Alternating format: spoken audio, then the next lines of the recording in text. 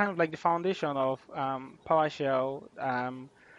Try to compare it with the GUI, where we say PowerShell is kind of like a modular uh, um, form of application, sort of like a Microsoft Management Console, where in a Microsoft Management Console, the console itself is empty, it's useless until you begin to add snappings into the console. Then when you begin to add snappings into the console, then you can manage anything that you want to manage. And we mentioned that PowerShell is kind of like the same thing. That the shell itself, it's not as if it's completely useless, but it's really meaningless. And the PowerShell itself, until you begin to add modules into it. Then when you begin to add modules into it, then you can manage basically anything you want to manage. You can manage even VMware environment using PowerShell, provided you load the VMware module into it. You can manage Citrix environment using PowerShell, provided you load the Citrix module into it. And remember, one of the things that we mentioned about last week, we mentioned how some of the core things that we need to remember when we're using PowerShell. So just a quick revision. So let me do a quick screen share. So how do I check for my screen? How do I check which version of PowerShell I have on my system? So who wants to tell me how to check that? Can you see my screen now? Can you see my screen? Yeah, I can see it. Okay, yeah, nice. Yeah, Alex, nice one. Yeah, that's a version. good one. So yeah, and we mentioned that the reason why this is so important is because with PowerShell, one of the things that makes things confusing for many people is that you've got different versions, different environment, and then people get on one machine, they run a commandlet. They get on another machine, they run the same commandlet. One gives them an error message, the other runs successfully, and then it's confusing as to, why is this one working? Why is that one giving me an error message? And we mentioned that it's because PowerShell has different versions. And we can mention like what the different versions of PowerShell are and up to date. What's the latest version of PowerShell? 5. 5. And the version before 5, um, what's like the biggest feature of PowerShell version 4? The Microsoft brought. Because before that, for every version of PowerShell, they had like specific features and you know so for PowerShell version 4 what was like or for PowerShell version 5, even for PowerShell version 5, what's the big feature in PowerShell version 5? Is it Pester? Pester. Actually, I've not had Pester before. Yeah, which one is Pester? What does Pester do? That's it's a testing environment for your scripts. Yeah, I've not heard of that one before. And they got what is the other one? PS Get, which is kind of Yeah, like GitHub. yeah. So that's like the one which is basically you have like a repository where you can get software from. Is that the one you're talking about? Yeah. Yeah. Is he? I'm not sure. Is it PS? I know. Let's see. Is he one? Is it one get or PS get? Not even. Yeah, I think it's one get. This one. Then one ahead of this one. One get.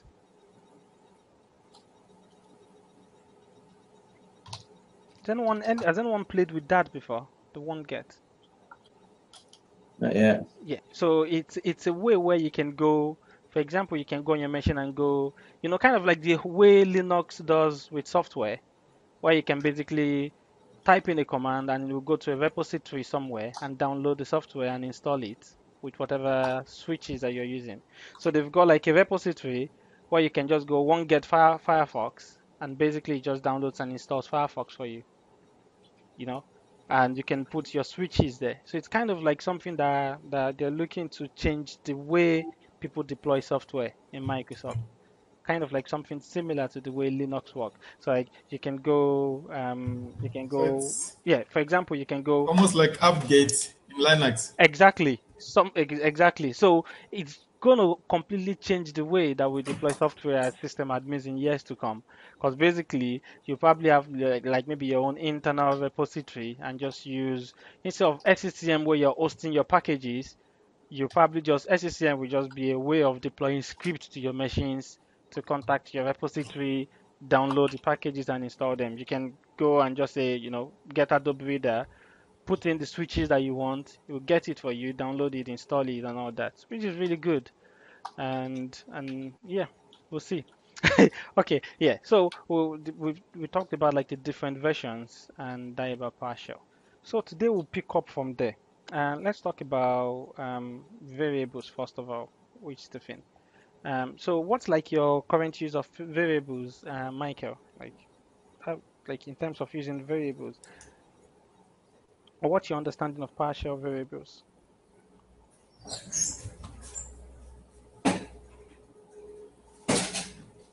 Yeah. Michael, so what's your understanding of PowerShell variables? Your mic is muted. Oops. Yeah, sorry. um, yeah, I'm kind of pretty new to PowerShell, man. Yeah. So Yeah. Absolutely no not problem. very much. Yeah. The things that we've mentioned so far, is it confusing to you? The things that we've mentioned so far about, the basics of PowerShell, the way PowerShell works with modules. No, I get the modules, but Yep. I've worked extensively with MMC. Yeah.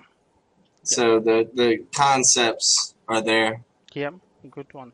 Yeah. So for example, okay, so let's take it from there then. So let's say, I go to this machine, I bring up MMC. I've got an empty management console, which is useless until I begin to add snappings into them. And I can use MMC to manage Exchange. Exchange is managed using MMC, Right. and lots of Microsoft applications are managed using MMC. So the same MMC you can use to manage Active Directory users and computers, sites and services, whatever, certificates, computer management, DNS, DHCP. The same MMC can manage all these things if you just load the right snapping. And the same thing is for PowerShell, which was one of the things we mentioned last week. Now for PowerShell, there are two things you can load. You can either load, so does anyone want to remind us what are those two things that you can load? Frank will remember this. So for PowerShell, what are the snapping equivalent for PowerShell? What are they called? Yeah. Commandlets or modules? Yeah, it's modules. Yeah, modules is one part. What's like the other one? Oh, PS snappings? Good one, PS snapping. And what's the difference? So there are two things you can load. In MMC, you can load a snapping. In PowerShell, you can load something called a PS snapping or a module. So what's the difference between PS snapping and module, Frank? There was none, from what I remember. There One's is. just older. Yeah, one is older, it's true. PS snapping is kind of like the older way of loading extensions in PowerShell. But there's a main difference between them, if you remember. There's a main difference between them. For example, if I go on this one and I say, okay, get command that has PS snapping. I just want to get all the command that has the word PS snapping in it, and I'll use a wildcard to search for that. Yeah, I get add PS snapping. So one of the main things that we mentioned last week was that before you use, so you go, for example, here's Michael, you want to manage, somebody has written a PS snapping for DNS. So you want to get that PS snapping, you download it to your computer from the internet, you install it on your computer. For you to use it, you have to first of all use this command, add PS snapping. Yeah, and after you use that command, you specify the path where your PS snapping is. So I can go add PS snapping, and I go, oh yeah, or I have to specify where the PS snapping that I'm loading, the path that it's leaving, I have to specify it. So then PowerShell will load that snapping, and then I can begin to use it. But the main difference that we mentioned is, for example, for module is a bit different. For example, if I go get module and I go list available, what that would do is show me all the modules that are available on this machine, a lot of them. And yeah, you got a lot of them. Now for module, now look at this. If I go, I use get module list available. If I can go get module alone, look at this. I've got just 1, 2, 3, 4, just 4. But when I said list available, it showed me lots of modules available on this machine. Now, if I go on this machine and I go add AD user.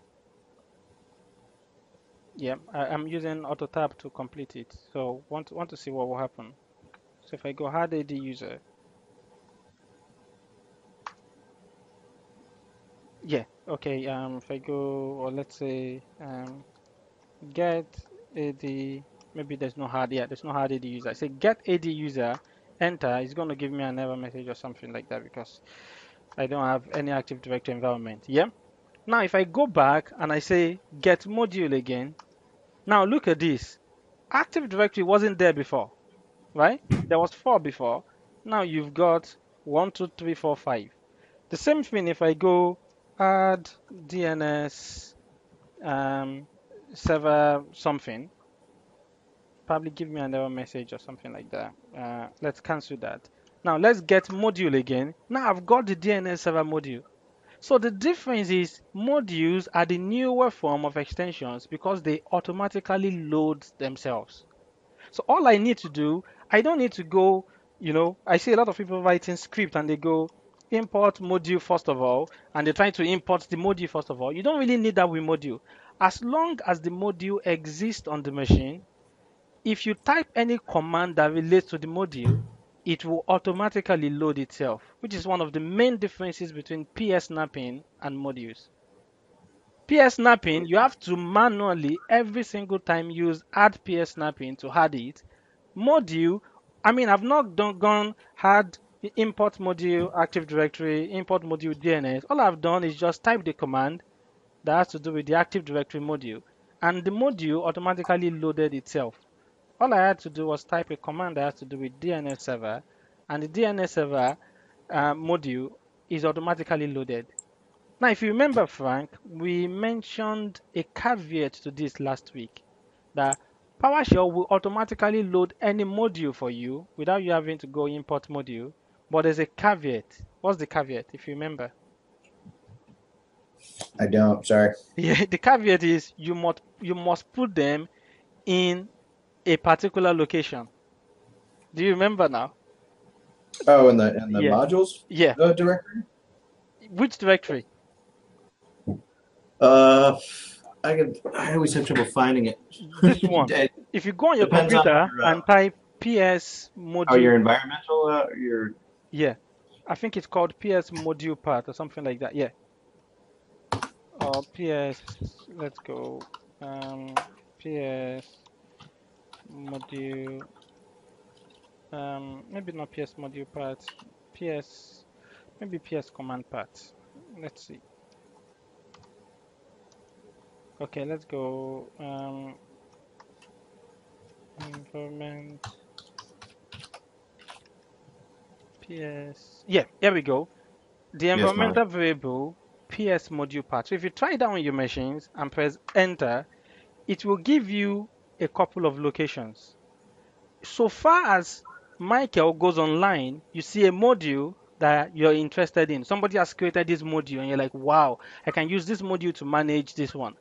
Download the module and save it in any of these 3 parts that we can see here, any of these 3 parts. And the moment you go on PowerShell and type a command relating to that module, PowerShell will automatically load it. It will automatically look through all the modules that it has. So one of the locations you can see it's C, my username, document, Windows PowerShell modules. So just store it in that location. One other one is C program files. Again, just use environmental PS module path to find out. C program files, Windows PowerShell modules, or the non-popular one, C Windows System 32. And if we go to this location on my computer, for example, and I just go to that location, there you go. So under System 32, Windows PowerShell version 1.0, I can see a folder called modules, and all the modules that are on this machine that I saw before, this is where they're living. So if you go online, you download the module, this is where you save it on your machine, and then you go on PowerShell console, type in the command, PowerShell will automatically load it and put it in for you. So that's a useful one to know. So the one we're talking about in terms of moving a step further from that. Um, hey, hello Sven, how you doing? You all right? How you doing, man? Long time. It's been a really, really long time, man. Yeah, absolutely. But now I'm Yeah. back. Congratulations on your, is it the 7411, right? 7411. Yeah. Yeah, yeah, Nice one, man. yeah, Congrats, man. Yeah. yeah. Thanks. Sven is one of the people that we did the 07411 modules together. I think we started all the way from the beginning, we went Mm. all the way to the end. Uh, yeah. Well done, man. Well done. Congratulations. What about the 12 fonts? Are there also hangouts about We 70-12? will. I was thinking that maybe we should do something relating to PowerShell in the meantime. We'll do 7412 also. Yeah. Okay, Yeah. I know I sent out like some invite, but then I changed them to PowerShell. But then eventually at some point we'll start 7412 too. okay. Yeah. Good one. Yeah. Yeah. Okay. So yeah, we're still talking about PowerShell. So yeah. So we've established some basic facts. So let's talk about variables or using variables in PowerShell. Um, Okay. Variables in PowerShell. So if I want to use a variable in PowerShell, Michael, what do? I want to just create a random variable in PowerShell. Got me. Okay. Yeah. So again, like it's you just go. So who wants to help me? Sven, anyone? Frank, Francis. I want to create a variable in PowerShell. How do I create a variable? Uh, What do I need to do to create a variable? It's all right if you know where it's all right. Sven, what about you? First of all, I would use a dollar sign, and then should use a name. Yeah. Yeah, dollar variable. Yeah. Yeah, yeah. Excellent. So I can go dollar, whatever, name equals to whatever I want it to be equals to. Dollar name equals to, let's say, equals to uh, Michael. And then I can reference that later. I can just go dollar name, and I've got Michael back. Now somebody's like, yeah, what's the point of like all these things? Like we mentioned last week, what's the point of all this? The point of all this is that now they look simple, don't despise the day of little beginnings. They look like, dollar sign equals to something. Why would I want to be spending my time learning something like that? Because this can turn into a really powerful tool later when you now start getting into things like you want to automate things in your environment. For example, let's say I want to let's see an example. Let's say I want to go dollar name equals to I want to write a script that I want to send to users, and the script will be using the computer's name. Now, I can do it one way. I can go the name of my computer. If I go the host name of my computer, host name, my host name is test PC3. Okay, so let's go um, PC name equals to um, test PC3. Sorry, wrong one. Equals to test PC3. So I can do that, and then I can say PC name, and I get the name of my PC, right? Or I can do something where I can go PC name 2 equals to, and reference, reference something like maybe computer name. So this is an environmental variable, and I go do that, and then go PC name 2, and I've got the name of my computer. So let's say I want to send a script to Michael and Frank and Francis and Sven, and I want you so that if you run the script, it will automatically get the name of your computer and use the name of your computer in the script. All I need to do is use something like this, create a variable, point it to like this environmental variable, and then when you run it on your machine, it will actually dig down and say, what's the name of this machine? Store it in a variable, and then I can use the variable somewhere else in my script. So I can say, delete this file from this computer and stuff like that. You get the point. So that's like some of the power of variable. Now there are some things to notice about variables is that, for example, if I go PC name 2 equals to test,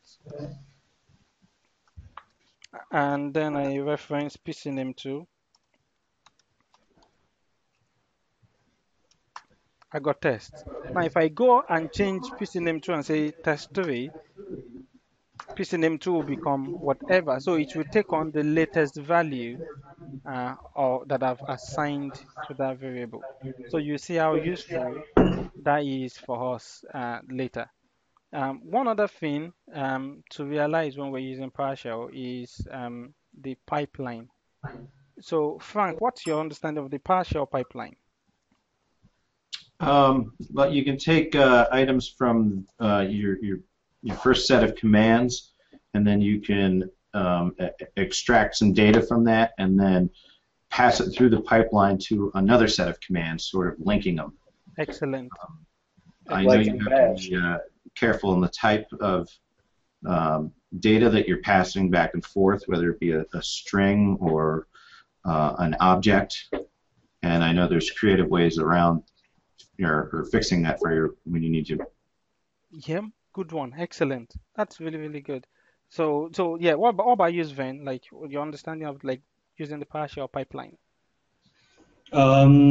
Yes, I think the most important thing is that you are piping always objects, and you always have to look at the parameter values of the other command. So the other commands try to interpret the object by name or by value. So you have to take care of that. Yep, good one. Excellent. So when we say pipeline in Basic, what it just means is you can take the results from a command and pass that result or object, pass it into another command. A quick example will be something like, let's say you want to get service. Now, get service will list all the services on this computer for me. But I can take that same command that I've used and pipe it into another command. I can say, okay, get service, but I want to say where you don't need to like learn like the syntax or something like that. I say where status equals to running, and there we go. So basically, you say get the service first, it gets the service. You know, it gets all the services running on the computer. Then you take that result and it's kind of like a processing factory. You know, you process the product a while in this in this part of the factory, then you pass it to the other part of the factory, then they do another form of process on it, you know, then they pass it to another part of the factory, and eventually you come up with the end result. So it's kind of like that. So you can get service, you can say where status equals to running. Okay, you can even pipe that same one into something else. You can say not only where status equals to running, we can say we want you to just select the name from the thing. So basically, you've said get the service for me. It gets all the services. You say, I only want the ones where status is running. It basically processes it and gives you just that one. Say, well, I don't want all the information from that. I just want the information of the name of that one. And basically you can carry on piping commands that way and just passing it from one command to another command to another command. So let's do just a brief of a short test here. Let's say you want to get all the services on this computer where that has the name starting from T. What do I do? Now, there are simple ways to do this, but we want to use the pipeline way. Because one simple way to do is you can go get service and just put T, star, and we just search for all the services that start with T. But let's get all the service. Let's do it the same way. So let's start. Let's attempt this. Francis, do you want to attempt this? You've been quiet today.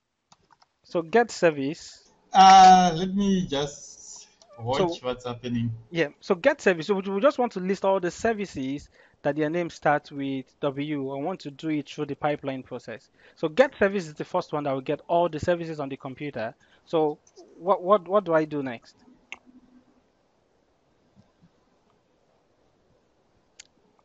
Yeah, everyone wants to help Francis. Frank. So I have this. I saw get service. I have the services. I only want the ones that Yeah, I was going to say get service,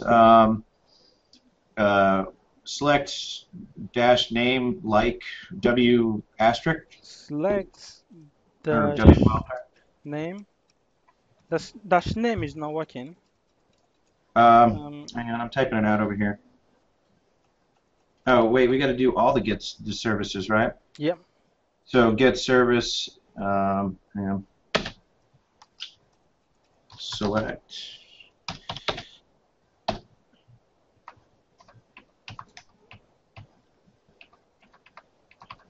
I think we can even use. I'm not sure. Like yeah. Because I was thinking, what if we use a similar one to the one that we use here? So let's say we want to say where name equals to. Would that work? Where name like. Where name. So can you explain the reason why? Because we can learn as we go also. Can you explain the reason why you're saying where name like rather than where name equals to W something? What's the reason? Oh, because it's a broader scope and I'm kind of lazy, so I usually start there. Yeah, good one. So here's one good point to notice. Look at this command. You know, we said, because this is one of the things that we actually be discussing today also. This thing's called operators, PowerShell operators. So you can say where something equals to something, you know, or where something is not equals to something. But now, Frank brought up an important point because he said, you know, where something like. So if you, this is one point to really, really notice. It's really, really important. It will help you.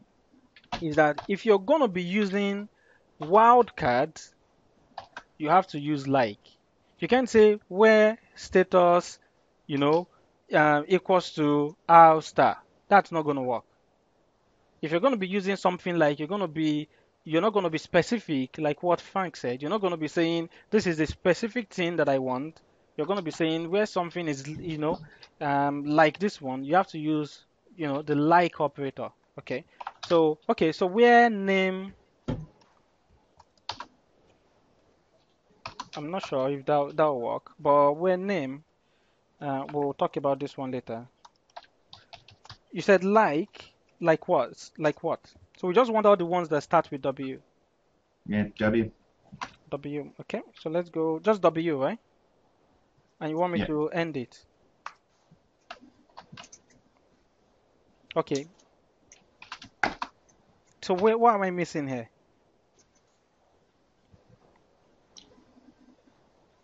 Oh, okay, yeah. Thanks very much for that, Sven. Thanks very much. That's really good. So we'll check what Sven said now. Yeah. So I think it's expecting a string, a and string. W isn't a You mean string. with a quote, right? Yeah. Should be something. I think it should be W star. Okay, so let's do W star. Good one. And here we go. We've It's not got case sensitive. I think a C-like would be case sensitive. yeah. Yeah. Which one? Which one do you say is case sensitive? Could be C-like, but I'm not quite sure. Yeah. Could be. Yeah. It's in the head file. Precedes operator within C, for example. Then you will get the case-sensitive version of the operator. Yeah. Ah, okay. Yeah. Nice one. Okay, so let's David, carry on. hello. Hello, Francis. No, I just want to check. Doesn't the percentage sign work instead of a star there? I mean, let's try it. Percentage sign. So we got star, percentage. No, it doesn't. Oh, okay. Yeah, so no, that doesn't work. Okay, so now Sven has helped us with that. So Frank, we'll give you another chance. So from this W that we've got, let's do a bit more processing on them. Let's just let's see, where status equals to stop. We got status already, we got name already, we got display name already. Let me do something first of all. Let's run as administrator. Let me do something quickly. Get service.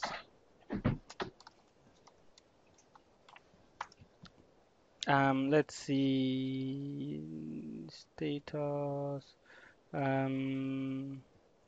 Okay, let's see. Okay, in Windows services, right? If I go on this machine, if I go just services, yeah, yeah, sorry, we're on the hold command line, so we have to enter services.msc, and then it should come up with this. So if I have a service here, this service can have some things called dependencies, right? So dependencies means this service depends on, so if the dependencies are not working, this service cannot be working properly. So this service needs another service to work properly. So let's say from these ones that we have now, we just want to list the services. Now this is not something that I've done before, I've seen online before, but it's good practice for us. I just want to list the ones where that have dependencies. I just want to list just the services that have dependencies. How do I do that? Let's see. How do I do? So I just want to list the ones that have dependencies. Because this one, we want to bring something out now. Thanks very much for this. Thanks very much.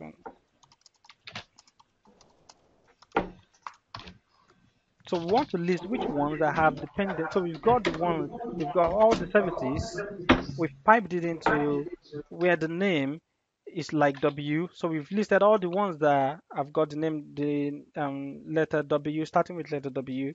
So now what we want to get the ones that start with letter W but that have service dependencies. So how do I do that?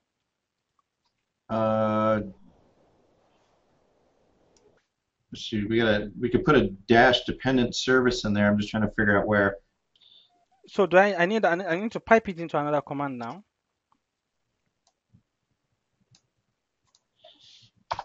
Hang on. So here's one thing I want to bring out. Somebody may be wondering, where are we coming up with all this? How do we know that you can get name, status, dependencies from? How do we know? Sven, do you want to answer that for us? So how do we know? So for example, I have a commandlet called get service. How do I know all these other objects I can work with? There are two possibilities. The Yeah. first possibility is to pipe it to GM or get member, and then you Excellent. see all the methods and properties. Excellent. This is the first thing you can do. Yeah. Excellent. So in other words, I've got the commandlet get service, but what can I do with get service? I can use get member to see the object under get service. So I use get member, and let's see what it comes up with. Yeah, here we go. So that means from service, I can get something called name. I can get something called required services. I can get something called status. I can get something called service name. I can get something called display name.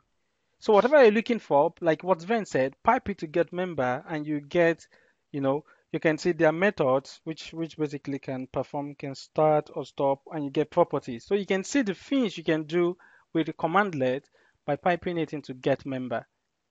So you can see with this one now, which one do you think will have to do with services, with dependent services? Which one? Dependent services. Exactly, dependent services. So whatever we're doing, it has to be something like where dependent services, is not equal to 0 or something like that. So what do I do? So what's your suggestion, Frank? You don't have to be accurate. All you need to do is get the logic right, and you can get 10 points. Well, I got something sort of working, but the output is so weird. I took that whole thing and piped it into another select dependent services, but I don't think that's working right. So select dependent services. Yeah, we got this, which is it's still good because from here you can tell which one has dependent services, which one don't. Well, Because, see, One of them is the one down there, after the second to last one, Yeah. S-card server. Yeah. That doesn't begin with W. No. So what this one is saying is basically it's listing the dependent services of all these ones at the top.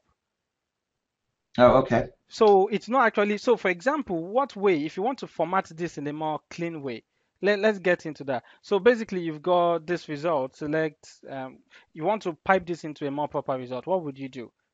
And Sven, you want to help us with that. So what do I do? I want to pipe this into a more proper result.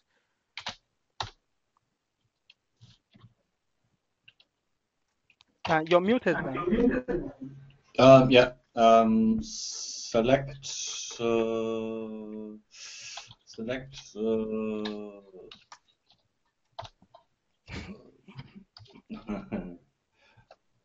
You need these brackets now. No, you can see it's this one.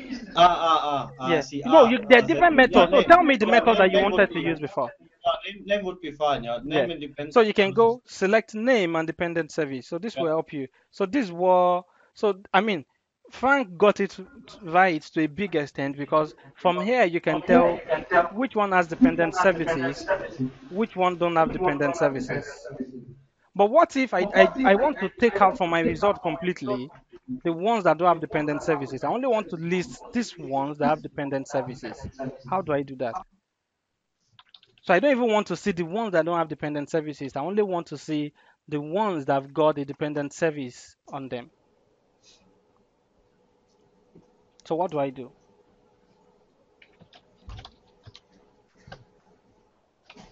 I mean, Sven, come on. Let's see. You don't have to be able, because absolutely, one of the main things that we're doing, with an hangout like this is get to relate with like different sysadmins, and we can learn ideas from one another. Maybe the way Sven is looking at something from one angle is different from the way I'm looking at something from another angle. It's different from the way Michael is looking at something from another angle, or the way Francis is looking at something from a different side. What happens? Yeah, or the way What Frank is what looking at happens? something. Yeah, carry on. What happens if you say like select Yep. dependent service where name like like that's a variable name like where name like then W there. Okay, yeah. So you want me to type where again? Where? No, Is that what you're saying? Like Select dependent services. dependent services. Yeah. Yes, where name like. Where name like. Yeah, from where that pipe. So you want me to type it again? Is that what you're saying, Francis? Do you want me to pipe it again? No. Yeah, you can pipe it again, then name like.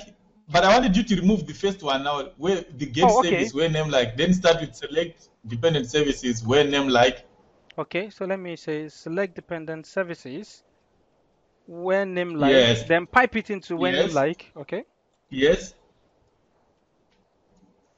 Then put your W and that asterisk and see what happens. Where name like W asterisk. Does anyone think this will work?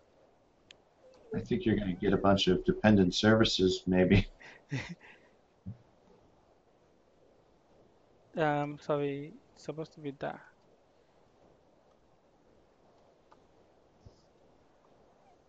Okay, so what's going on?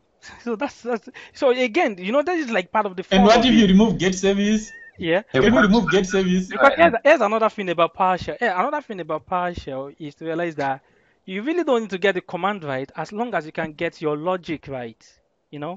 So can you remove get service? Yeah. So again, okay, let's see the reason why this one didn't work to begin with. Let's see one of the reasons why, so that we get the logic right. Get service, get all the services on the computer for us. Then we're saying from all the services that we have, we want you to select only the dependent services. So so now the object that it has is I have dependent services. So you're saying where name like this one. So it's basically saying get, the dependent services where the name is like W star. That's what it's doing with this logic.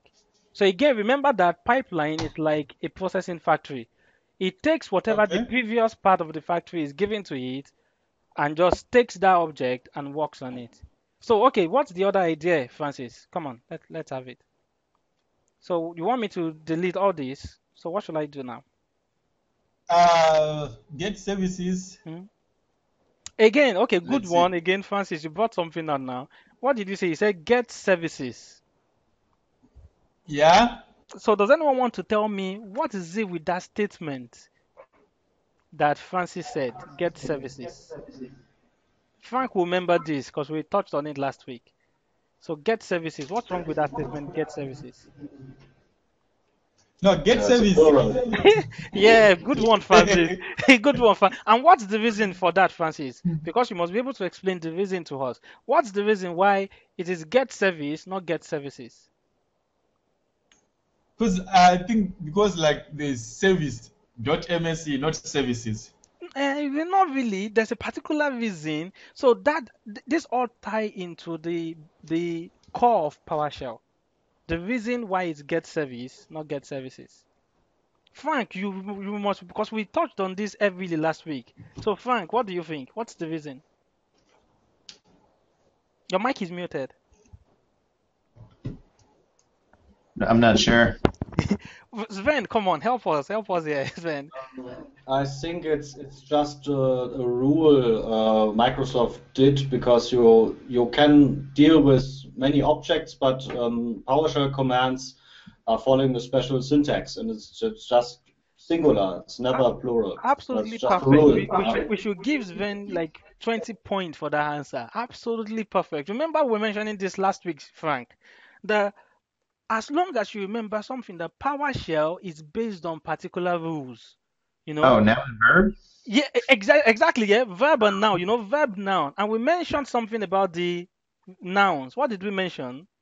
If you remember, we mentioned that maybe 97% of the time, the nouns will be what? Singular, not plural. Because it's a rule that Microsoft has laid down that PowerShell, it has a syntax like what Sven said. So it's verb, noun, get, service, add, AD user, verb followed by noun. The noun part of it, Microsoft recommends it to be singular. So Michael can decide, I want to write my own PowerShell module, for a new game that I've called, Michael Games or something like that. So you write this new module. Microsoft has laid down some principles. One of the principles is Microsoft has some approved verbs. So Michael can take from the approved verbs of Microsoft and use it to build your module. So that's why you have standard verbs. And if I want to list all the approved verbs by Microsoft, what do I do? If I want to list all the approved verbs, I want to list them so we can see what the approved verbs are. What do I do? Which command is that? It's get verb. Just do get verb on your command and you see all the approved verbs by Microsoft. So these are all the verbs that Microsoft has said, hey, wherever you had developer writing PowerShell modules, these are the verbs that we've approved. Now you can go off and write your own verb, and put it in your module. If anybody loads it into PowerShell, they will get a warning that says this module has gone away from our normal rules and regulations. You can use it, but they will give you a warning that will say this module is using a verb that is not approved by us. So you can carry on using it, but it is deviating from our normal rules. So it's the same thing with the nouns. The nouns will, for example, if I go get noun, I can do the same thing that I did with get verb. Is it not get noun? Maybe not get noun. Maybe not. No, maybe not get now. And let's try something else. Let's do get command. Let's pipe that into select or select noun. But then it's going to list all the nouns for me. I think there are just too much nouns in PowerShell, so there's no command for selecting just the nouns. Yeah. But you can select a special part of a noun like GPO or net or stuff like that. Yeah. Absolutely. So one thing that you will notice from all these nouns that we've listed, can you notice that all of them are singular? It's not BCT data cache extensions, it's extension. It's not BGP custom route, it's route. It's not BGP peers, it's peer. It's not BGP routers, it's router. It's not BGP routing policies, it's policy. So that's one thing to remember. So you go to an exam and Microsoft happen to, to want to give you a lucky question and they say, what's the command to list all the services on the machine? And they put get services. Instantly, once you see the plural, you know, you just put a star next to it because that's deviating from the partial rule, which is verb noun. Noun, most of the time, except you have a rebel developer, will be singular. Okay, so let's carry on with what we're doing before. So carry on, help me, Francis. So we're doing this one. So what's the next thing you want me to try? So we want to list all the services uh, that start with W, but we want to list only the ones that have dependent services. Because once you can get the logic right,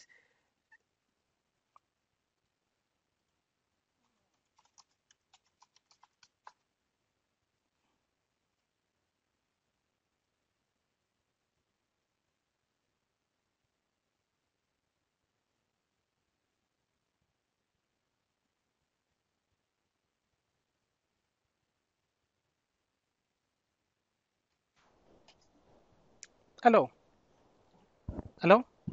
Yeah, sorry, my internet just dropped off again. Sorry about that. Okay, so Francis, if you carry on and help me out with this, because again, what we want to do is we want to get the services on this computer. We want to select the ones that start with W, and then we want to select just the ones that have dependent services. And the good thing about this is that once you can get the logic right, you can take the same logic and apply it to your AD users. So you can go get AD user, where username starts with this one, that has not logged in with this day. So you can just follow the logic for anything you're doing. Again, with PowerShell, just follow the logic, get the logic right. The syntax you can figure out later. But what logic do you think? Yeah. So what else do you think we can do? I mean, just tell, even if you don't know the command, what logic do you think will work to do what we just said? Yep. So we get all the services, it will list all the services to us. So now we have in a basket, we have all the services on this machine. Now, we want to pass it to the next processing machine. The next processing machine, we want it to select just the ones that start with W. So what do we do? So you don't have to get the command. What do we do? Just give me like a logic. Michael, you've been quiet also. So help me with this. What would be your logic for this? You don't have to be right. Just tell me like what your logic will be. Again, use the processing factory example. Get service, you have all the services. Yeah? Then you select. Select. And yeah, you don't need, let's not type the command. So get service, select, yeah. So we get service. So what else do we do after get service? Is it like select dependencies? What was that with the dependencies? Yeah. So again, we want to get all the services that start with W and have dependencies. So that's the goal that we are working towards. It's not something big or something huge. Hey, hello, he got Ben's wife there. Yeah. This whole thing, I don't know. Yeah. Sven, is it time to go on? Is it time to leave? Is that what she's telling you? No, it seems like Siko is messing up my logic now. Yeah. Okay. Okay. Yeah. So help out. So this is what we want to accomplish. Help out with the syntax. So help out with the syntax. Sorry, not with the syntax, with the logic. So this is the same. Again, this is the same way you're gonna do if you're doing anything that has to do you want to do something with Active Directory users. You want to do something with computers in your environment. So who has that? Sven, help me out. Help me out with this. So we want to get all the services. Don't tell me the syntax, just the logic of which one we process it first, which one you pass it through to process it next, and then what will the final process be?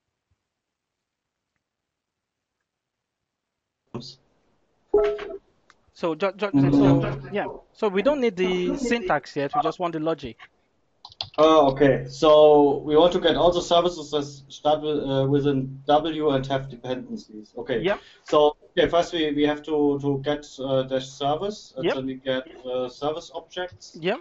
And then we can pipe this Yep. to where object perhaps, and Okay. then we just select objects where dependent services equals true, and name is like W asterisk, something like No, that. I'm not sure. I'm not sure. Did you see what Sven just did? So all he just did is now we're not even talking syntax yet. We're just talking the logic. So Okay. the logic that Sven, I mean, absolutely good logic is to say, I mean, whether you get the syntax or not, that doesn't matter. Is that you get all the services first, then you pass it to something. You don't know what the command is, then you pass it to a command that will select all the one that starts with W. Then after that, you pass it to another command that will select where dependencies equals to true. So basically, so you don't, at the moment, you don't know what the syntax is, but that's the logic. So who agrees, or I mean, what's your thought about that, Frank and Michael? Just 1 minute, my wife is around. I think the logic's right on. I'm just trying to figure out the syntax of it.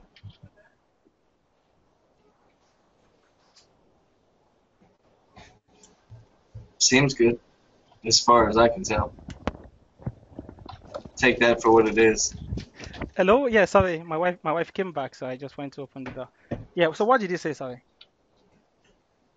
Looks good. Yeah. So, okay, so now what we're going to do is we're going to take this and we're going to translate it to our command line. And you're going to see how really simple it is. So we get service. So let's do something like where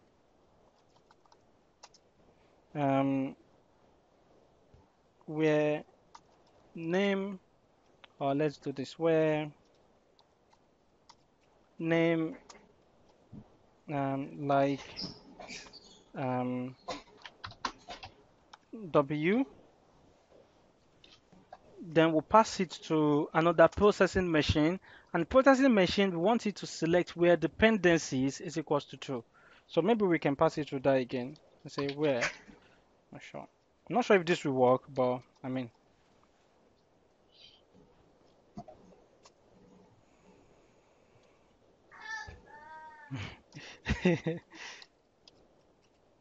Where dependent services equals to.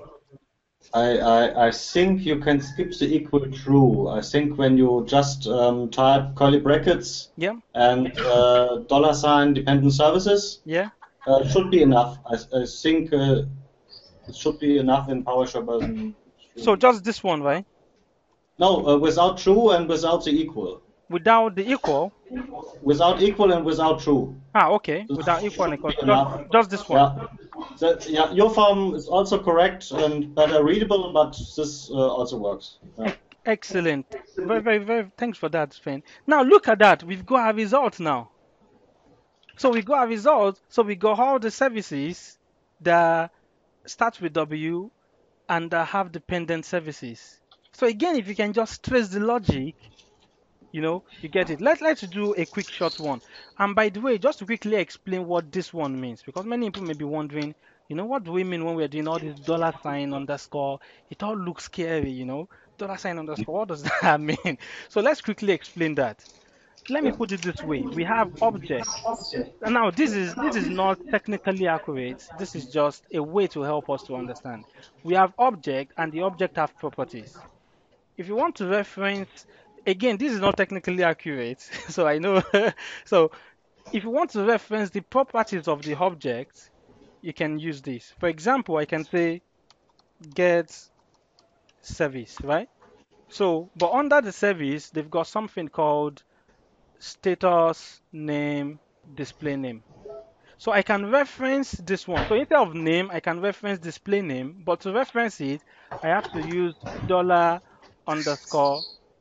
whatever I want to reference. So let's do something like if I go get service, and then I go where $_ dot, and just press the tab key, I can see all the things I can reference.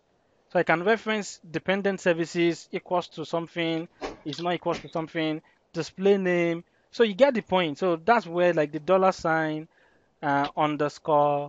dot, that's where it's coming from. So it's kind of like a simple way to put it is you're referencing, it's like their objects but in their own right, but it's like you're referencing properties under whatever you're working with.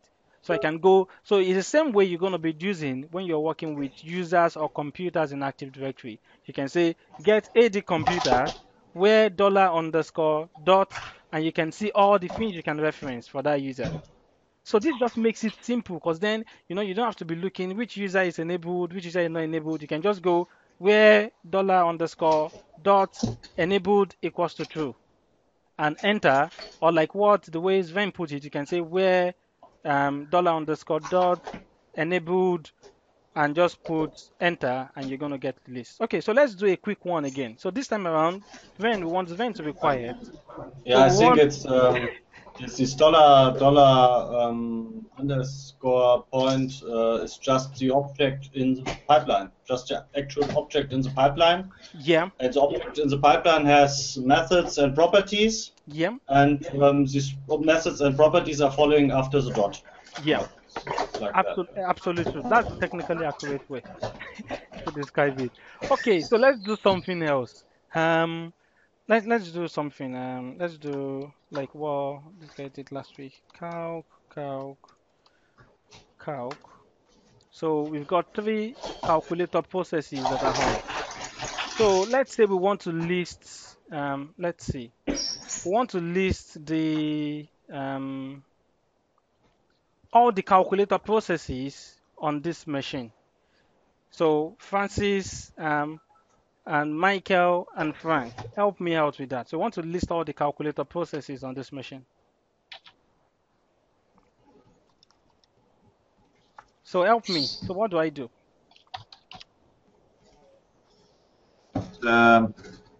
Pipe where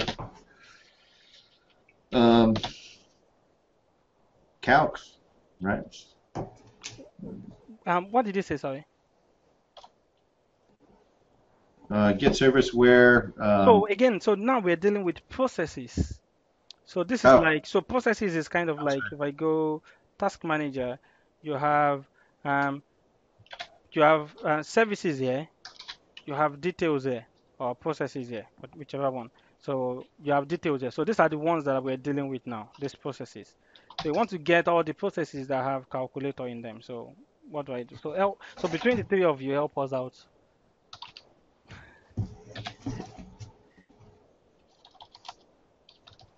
I would always start, if I had no idea, with an get-help and then asterisk, a blank of course, asterisk, and then something like, okay, we want to do something with process. Yeah. So just type in process, and then the next asterisk, and then we will see all the commands that have something to do with process.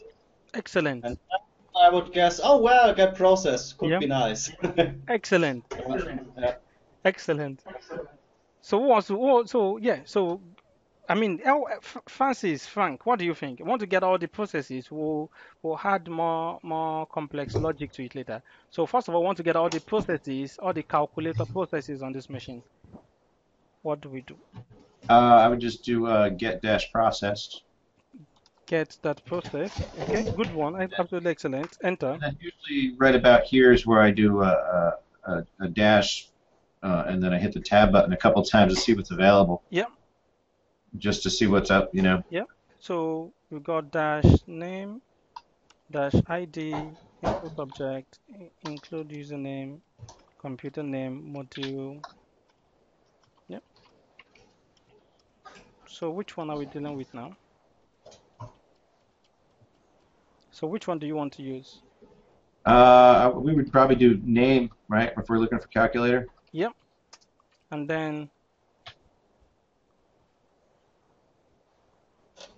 I would do a wildcard and then pipe it into a selector or where. wildcard, like wildcard. So I just say cow, is it? Is that what you want me to do? This one? No, I was just thinking. So actually that works. Oh, okay. Because here you go. You've got the ones that've got you've got all the ones that've got this one there. Okay. So let's say you have all these ones. You want to kill all of them. You want to kill all the calculator process. What do you do?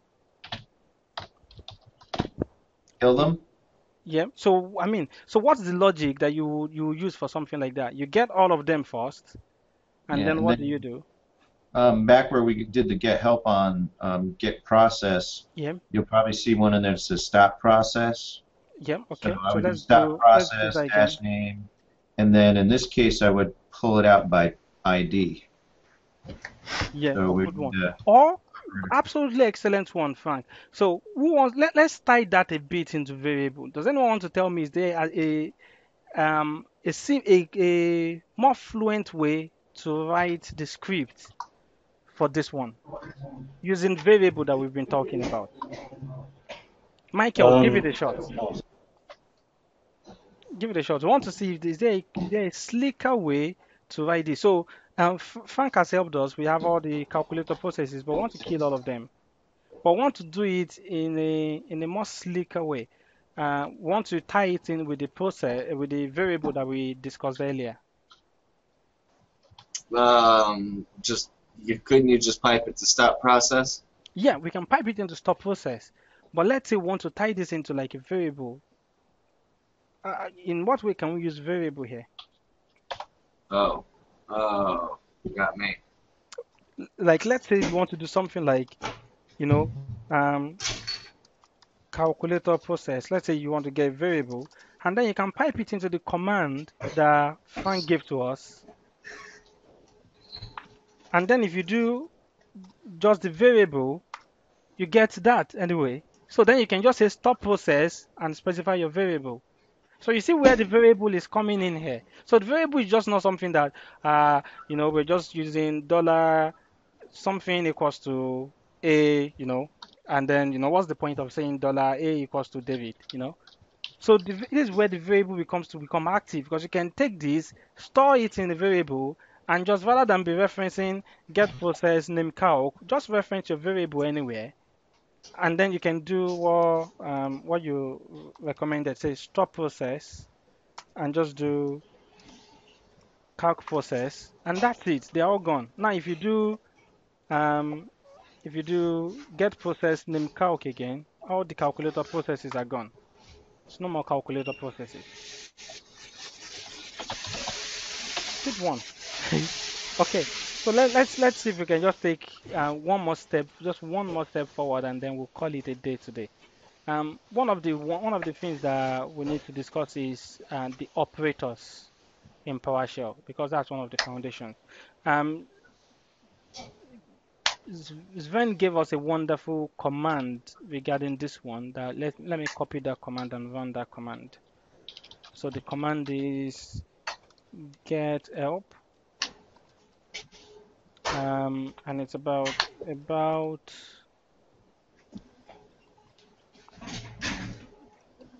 comparison operators. Yeah, and we have like all this one. So Sven, look at what you've done. So help us to make this one much more readable. So what do I need to do to make it more readable for us? Yeah, you can save it to variable first of all, and then you have formatting options.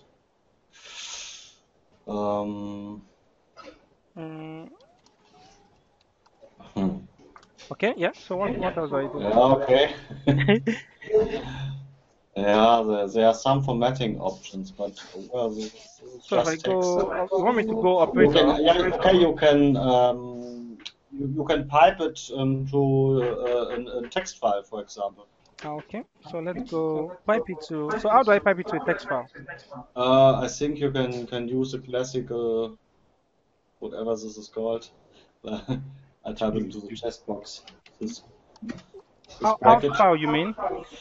Out file would work, yeah. This Yeah. could also work. And then I think it would just got a parameter like path, and then colon. File path.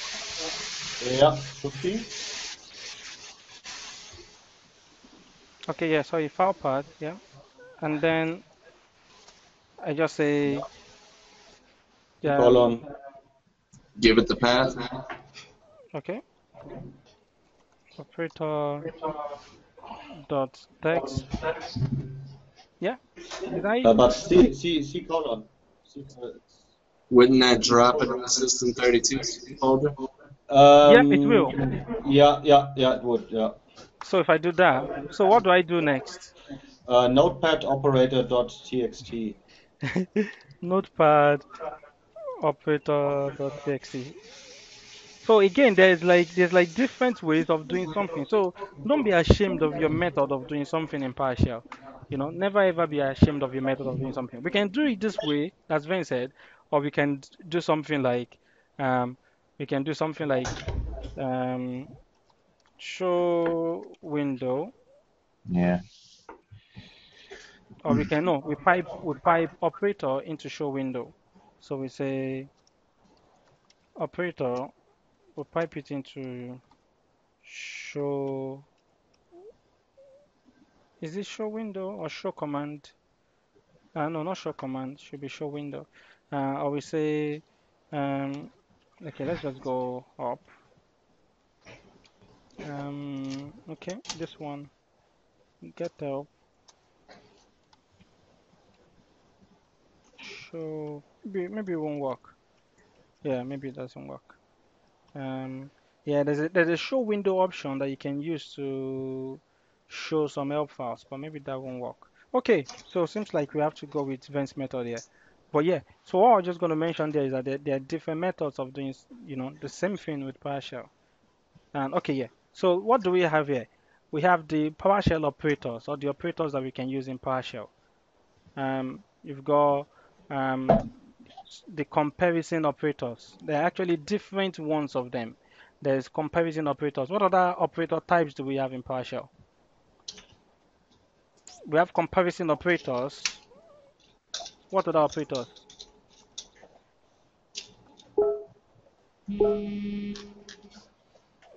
Anyone, what other operators do we have apart from comparison operators? So comparison operators, from the name you can tell, they compare something to another. They compare a value to another value.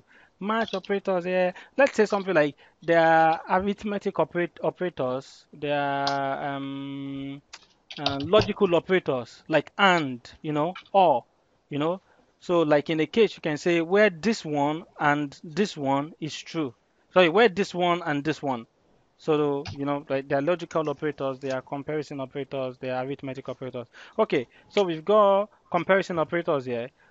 Equals to, it's just standard, not equals to. So that is, you can write your PowerShell command and you can say, for example, just quick one. Let's bring up the console again.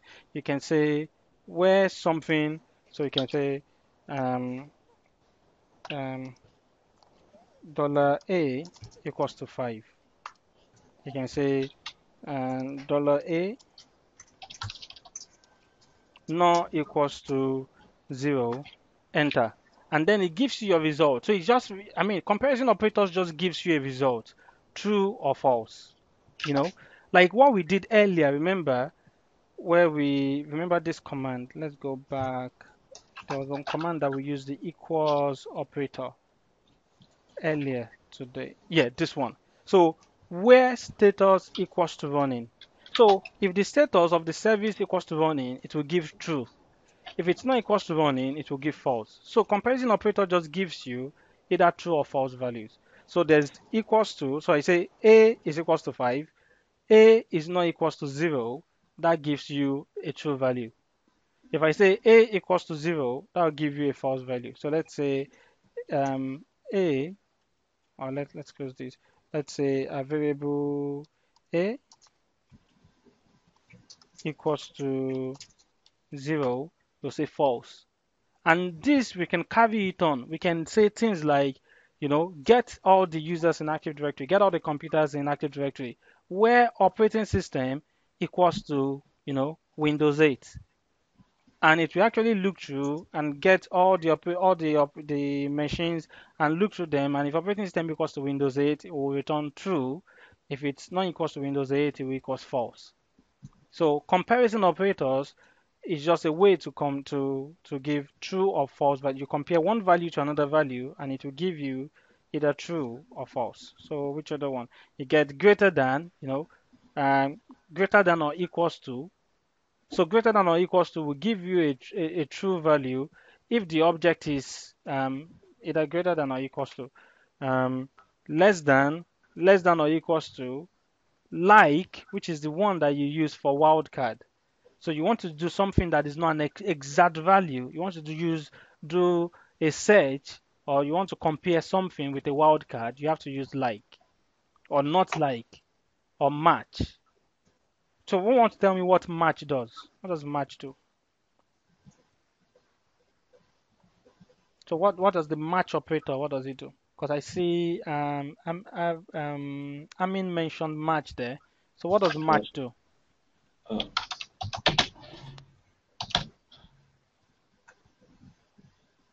So someone type anything. So what does match do? Sven or Frank? It means contains, and you have to be careful because there's also a command or a method of an object that is called contains, but this is the wrong one. So this just means if an object is contained in an array, but the match operator tells you if there is a string contained in a string. So this is a match operator. Yeah. So like in which case? So like give us an example of where something like when you got a string ABC, yeah, blank, and then match AB, yeah, then this would be return true because AB is in ABC. Yeah, good one. For example, yeah, good one, excellent one, Sven. For example, you can see another example here. Sunday match sun, true, because you have sun in Sunday. So these are just things that very soon when we start working on automating or automation in full details, we'll start using many of these things, So those are comparison operators. So we said we have arithmetic operators. Those ones are pretty straightforward, which are the plus, minus, division, multiplication, and all that. So that's like the arithmetic operators. And then we have the logical operators, which are the and, the or, the exclusive or the not. I've got my wife. I've got my wife. Hello. 1 minute. People can see you. If I go, let me stop presenting first. I've got a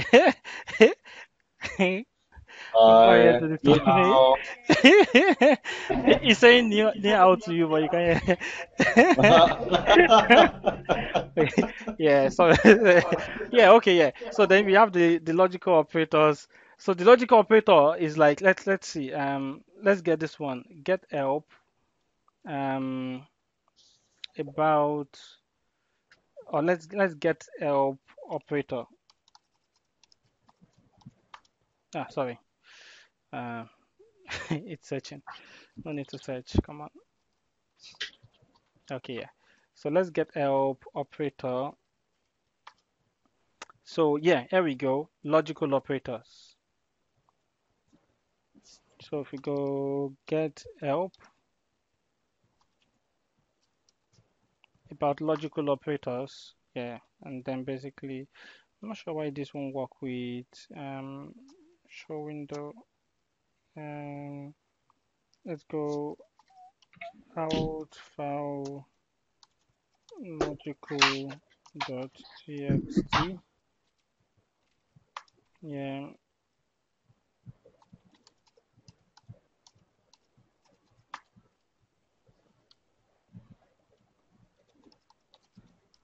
You should switch over to your screen again. Sorry. Oh, sorry. So I didn't know I wasn't sharing my screen again. Sorry. Yeah. Okay. There you Okay. go. Yeah. Sorry about that. So you got logical operator here. So these are the logical operators. You've got and, or again, just do a quick get help and just do a quick read. So these ones, when you're reading stuff like this, I know that as IT people, it may look like, one is not achieving much, but you're actually just laying a foundation for something you'll be using later. Because very soon, when we now start doing scripting and we start giving us doing assignments like, okay, let's automate how to get this information from Active Directory, and then you now start, trying to pull up like complex reports of, is this one, if this one and this one is true, then get me that report. If this one or this one is true, then get me that report. Then this kind of things will become useful to you.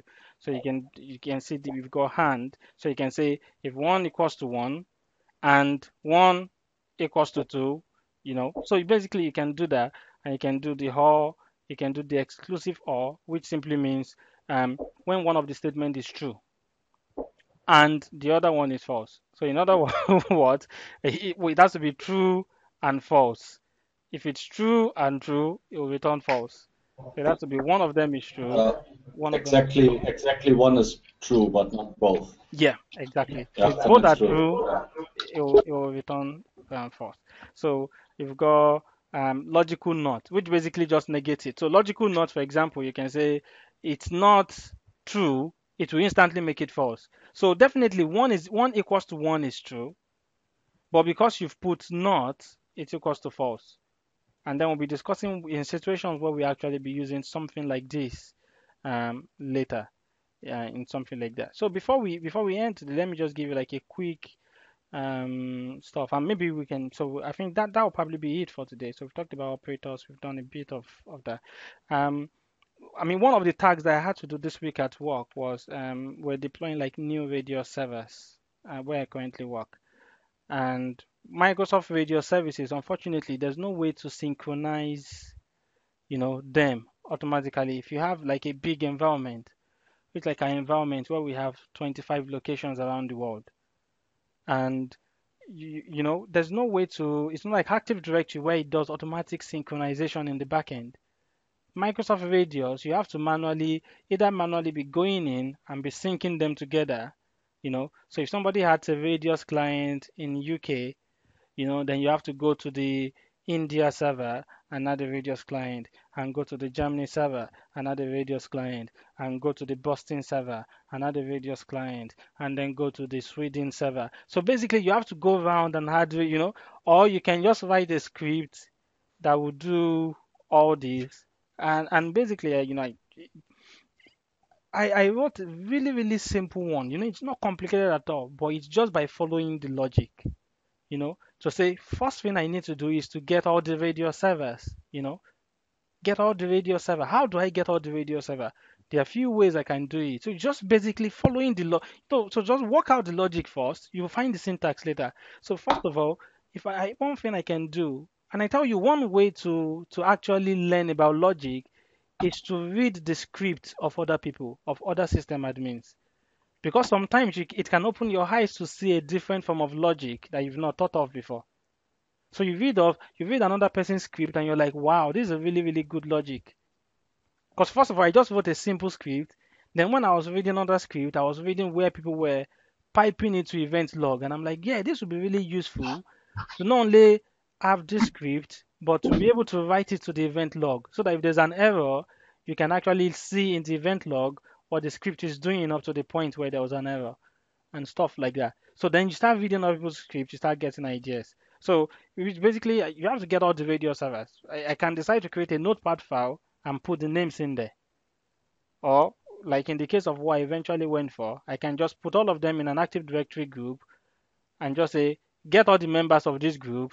And for each member of this group, log into them, or which we'll talk about the next hangout. connect to them remotely and execute this command. So basically, just following the logic. First thing I need to do is get all the Active Directory servers, get the configuration I want to import, log into all these servers, transfer the configuration to them, run the command remotely on the servers to import the configuration. So it's just simple, follow the logic, then figure out the command later. So it's that kind of thing. Sven, do you have like any scripting examples or any scripting experience that you'd like to share with the group before we finish today? Or even Frank and Michael and anyone, yeah. Like maybe where you had to write like a quick script about something at work or something like that. And anyone? Yes, I got an example. So my task was to select all the group policies in our domain where folder redirection is enabled. Yeah, good one. Because it's a hard way to do this via the GUI. Yeah. And I did it via PowerShell, and it took me like 30 minutes or so. Ah, It was not I'm so hard. curious about that. So how did you achieve? So basically, you have to do that from the client machines, right? Yes, I got the Cube policy snap-ins installed, and then I also got the group policy module, and then I started with get-command GPO. Yeah. And then I read in the help file a little bit, and then I found a way to export all the GPO into XML files. Yeah. And then I extracted, then I looked at the XML files, and I found that there is a text string with folder redirection in it. And then I did some regular expressions, and when the string folder redirection was contained in the XML file, I took the XML string and piped it back into the get-gpo command, and then I got all the GPOs that were applying some folder redirecting settings. And it took me 30 minutes, and it's reusable. That's really nice, really nice, man. What about you, Frank and Michael and Francis? Like any scripting experiences that you've had to automate something in your environment? Let's see. This week, one of the major things I'm doing is a server migration, as we discussed. So I had to create a new set of permissions.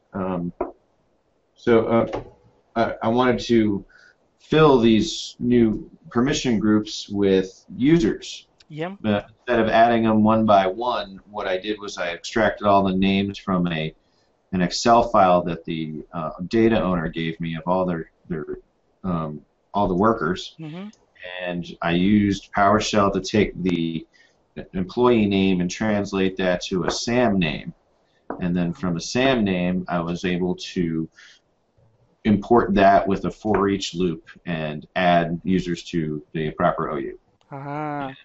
It adds hundreds of them at a time in seconds. Yeah, good one, excellent.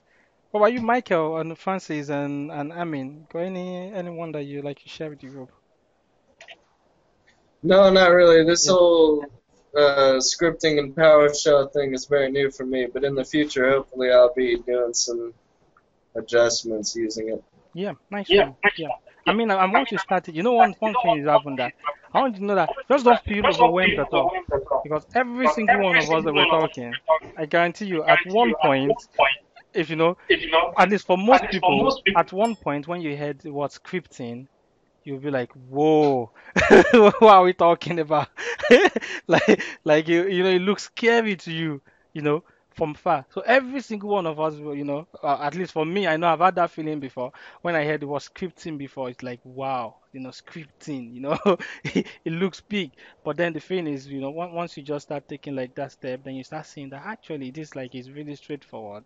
Once you can just follow the logic, it's really straightforward. Stuff like that. Okay, so nice hanging out with you guys today, guys. With you today, guys. So next week we'll carry on with partial remoting, and then we'll do a bit of that, and then hopefully we'll move forward to like much more advanced topics in PowerShell. Thanks very much, and then we'll see you next week. Have a good evening.